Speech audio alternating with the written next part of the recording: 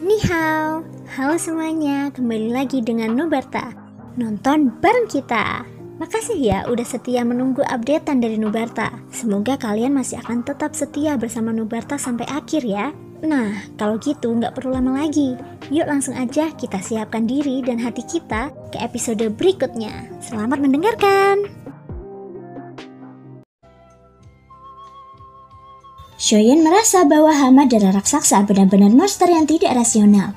Jika demikian, maka tidak perlu memurnikannya menjadi raksasa. Kemudian, Shoyen benar-benar tenggelam dalam kultivasinya.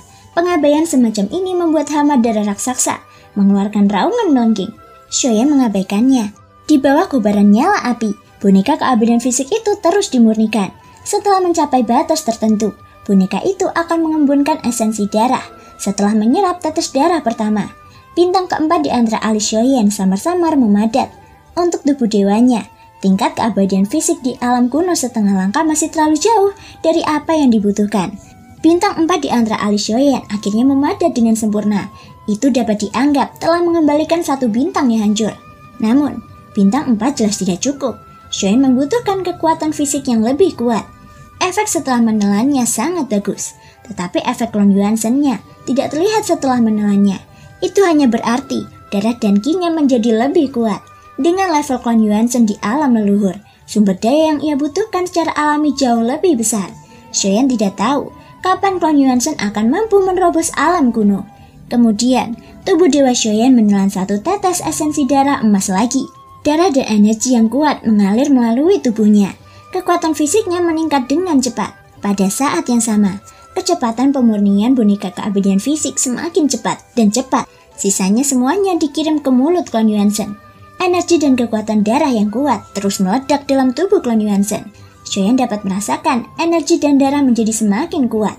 Meskipun dia belum berhasil mencapai alam kuno setengah langkah, tetapi jelas bahwa kekuatan Clone Yuansen-nya meningkat dengan cepat. Adapun untuk tubuh Dewa Shoyen, setelah dia menelan 3 tetes esensi darah lagi, dia berhasil melakukan terobosan ke bintang 5 dibandingkan sebelumnya. Memang seperti yang dikatakan Jin Huansen, ini menjadi lebih sulit. Tepat ketika dia kembali ke abadian fisik bintang 5, Shoyen dapat merasakan dengan jelas bahwa dia jauh lebih kuat daripada bintang 5 sebelumnya. Pelatihan Shoyen tidak berhenti di situ. Tubuhnya belum mencapai batasnya. Segera, dia menelan 2 tetes darah sekaligus. Darah yang ganas terus membasahi daging dan darahnya. Darah di tubuhnya tidak cukup kuat untuk menghilang. Kemudian, darah emas baru itu mengembun menjadi daging, darah, dan tulangnya lebih kuat. Shoyen sudah memiliki beberapa pengalaman dalam meningkatkan Clone Yuansen. Pada saat ini, darah dalam tubuhnya sedang berevolusi. Alasan mengapa Clone Yuansen dapat meningkat begitu cepat, itu berkah darah suci yang dikentalkan Chimi saat itu. Namun, di dalam tubuh boneka dewa kuno setengah langkah itu, darah yang terkandung tidaklah murni. Di antaranya adalah darah para kultivator itu tidak bisa mencapai tingkat kemurnian. Jadi proses penyerapan bisa dikatakan bekerja sangat baik.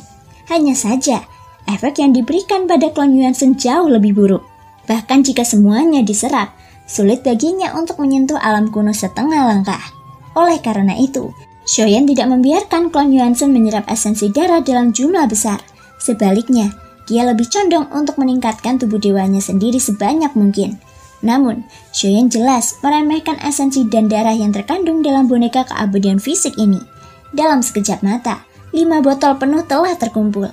Saat ini, tubuh boneka keabadian fisik di depannya mulai layu dengan kecepatan yang terlihat oleh mata telanjang. Itu seperti ramuan yang dimurnikan oleh Shoyen menggunakan api. Tak lama kemudian, Shoyen berhasil menembus keabadian fisik bintang 6.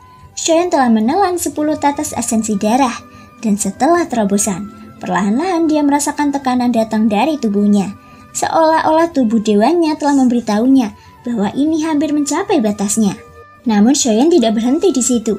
Metode pelatihannya selalu gila, jadi ini bukan batasnya. Sementara Shoyen masih mengasingkan diri, Bahtera Tabut terus berjalan menuju alam dewa kuno. Kamu masih tidak punya kesempatan untuk menang. Sang ratu perlahan-lahan menjatuhkan kepingan putih di tangannya. Di seberangnya, ada Ye Beijing yang wajahnya memerah.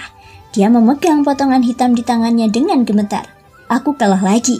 Mengapa aku kalah semakin cepat? Tidak, ayo kita beralih ke yang lain. Aku tidak punya penelitian mengenai hal ini. Ye Beijing sangat marah. Dia tidak mau menerima kekalahan ini. Sang ratu tampak tenang. Tidak masalah permainan apa yang ingin diubah Ye Beijing. Pada akhirnya dia kalah. Di sisi lain, semua orang dari tim Fearless terus-menerus memasak makanan lezat. Melihat ini, Ye Beijing membalik papan catur di depannya dan berhenti bermain. Aku belum pernah makan ini sebelumnya. Kelihatannya enak sekali. Aku harus mencicipinya. Mulut Ye Beijing penuh dengan minyak. Wajahnya menunjukkan kepuasan. Hari ini, tim Fearless membuat makanan lezat yang berbeda-beda. Itu membuatnya semakin bersemangat. Sang ratu menggelengkan kepalanya. Dia tidak tertarik dengan ini. Tak lama kemudian, beberapa sinar cahaya datang dari kejauhan. Ketika jatuh ke tangan ratu, itu berubah menjadi selembar kertas. Kertas itu memiliki rahasia misterius dengan karakter-karakter yang hanya bisa dimengerti oleh ratu. Keledai botak dari alam misteri surga barat. Beraninya aku bertindak gegabah di hadapan Sansiku. Penghalang dunia telah sedikit melemah. Seharusnya tidak seperti ini. Ini jauh lebih awal dari waktu yang dihitung. Juga, munculnya organisasi divisi pengendalian kehidupan ini sangat aneh.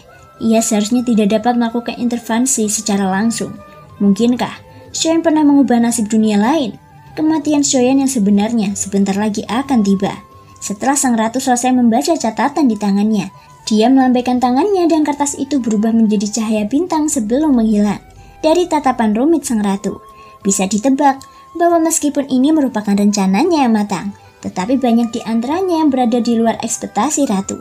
Bahkan ada tingkat kehilangan kontrol tertentu. Untungnya, pada akhirnya dapat terselesaikan dengan lancar. Meskipun ratu memiliki pavilion Qianji untuk menghitung semuanya, namun masih banyak hal yang berada di luar perhitungannya. Munculnya Zhang Mizi juga melebihi harapannya. Jadi pavilion Qianji merespon dengan cepat dan melakukan investigasi. Yang mulia ratu, Xiao Yueli tiba-tiba melangkah maju dan menangkupkan tangannya. Sang ratu menoleh untuk melihat Xiao Yueli. Kamu panggil aku apa? Sang ratu menatap Xiao Yueli dengan serius. Maaf, aku tidak bisa memanggilmu ibu. Ayah tidak memperbolehkanku memanggilnya seperti itu, ucap Xiao Yueli dengan ragu-ragu. Dia tidak ada di sini sekarang. Sang ratu tersenyum lembut. Xiao Yueli tidak berbicara dan ratu melanjutkan. Kau ingin bertanya tentang Raja Tianzang kan? Xiao Yueli mengangguk. Selain Shoyan, dia masih peduli pada gurunya. Jangan khawatir, kamu dapat memahami bahwa dia sedang dalam pengasingan. Sensei akan menghadapi pertempuran besar. Dia adalah kekuatan tempur utama, ucap sang ratu. Sialan, orang tua yang akan mati itu bahkan tidak mengatakan sepatah kata pun padaku, ucap Xiao Yueli dengan tidak senang. Dia tidak berada di Sensei untuk saat ini, ucap sang ratu. Tidak ada di Sensei? Jadi kemana dia pergi? Tanya Xiao Yueli dengan tergesa-gesa. Dapat dilihat bahwa dia sebenarnya sangat khawatir terhadap Raja Tianzang. Kupikir kau tidak peduli padanya. Ini adalah surat giok yang dia tinggalkan untukmu. Sang ratu membalikkan tangannya dan melemparkan slip giok itu ke Xiao Yueli. Nizi, aku tahu kamu peduli padaku. Dengan ini, aku meninggalkan 2 kata nasihat pada slip giok tersebut. Sekarang, aku akan pergi ke dunia pegunungan dan laut. Ini akan memakan waktu. Kamu tidak perlu khawatir. Guru bahkan tidak akan melihat wanita di luar. Kamu tahu bagaimana gurumu. Aku selalu menjaga kemurnian diri. Hanya ada kamu di hatiku. Karakter-karakter yang terkondensasi oleh cahaya melayang keluar. Xiao Yueli belum selesai membacanya ketika dia menghancurkan slip giok secara langsung. Orang tua yang akan mati. Omong kosong yang tidak ada gunanya. Wajah Xiao Yueli memerah. Dia berbeda dari Shoyan. Ingatan tentang kehidupan sebelumnya telah dipulihkan sampai batas tertentu. Dia mengetahui hubungan antara kehidupan sebelumnya dan Raja Tianzang. Tetapi mengapa dia pergi ke dunia gunung dan laut? Tanya Yueli. Musuh yang dihadapi Sensei sekarang bukan hanya Taisu. Aku memerintahkannya untuk pergi ke dunia pegunungan dan laut. Ada beberapa hal yang aku percayakan kepadanya untuk dilakukan, ucap sang ratu. Xiao Yueli langsung mengangguk setelah mendengar ini. Kekhawatiran di hatinya sedikit menghilang. Lagi pula, dengan kekuatan Raja Tianzang, tidak banyak orang yang mampu mengancamnya. Terima kasih ratu, ucap Yueli. Terima kasih, ibu. Ratu mengangguk puas setelah mendengar ini. Xiao Yueli hanya mengepalkan tinjunya dan membungkuk. Kemudian, dia berpartisipasi dalam perjamuan dari tim Dauntless. Terima kasih semua sudah mau mendengarkan dari awal sampai akhir. Sampai jumpa di episode berikutnya.